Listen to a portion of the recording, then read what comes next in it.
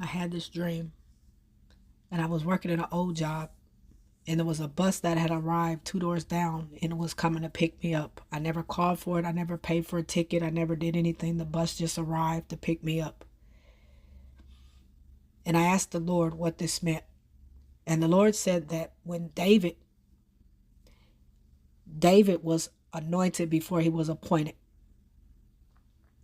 You see, you have been anointed before you was appointed. David, after he was anointed, he went back to taking care of the sheep. He was doing his old job. He was overlooked. He wasn't famous. He wasn't popular. He wasn't anything. But he went back to doing his old job. And then Saul called for him to play the harp in the palace. And then, of course, David would become king later. David never had to try to make anything happen for himself. But they had called for him. Saul had called for him. In this old job, I was working in this old job. And then the bus arrived 2 doors down at the bus station to pick me up and take me into Bus Represents Ministry, to take me into doing something else. It came to pick me up. I never had to call for it.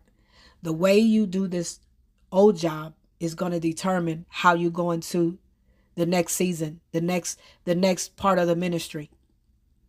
God is saying that right now, continue to take care of the sheep. Continue to do what he called you to do. You've been overlooked. You have been, just hidden, out of sight. No one has seen you. You're basically like a nobody. But God is saying you're going to go from that to where they're going to be calling for you to come and get you. They're going to want you to come. People are. But God is saying to do this one well, the job that you're in now. David he was anointed, but he was still taking care of the sheep.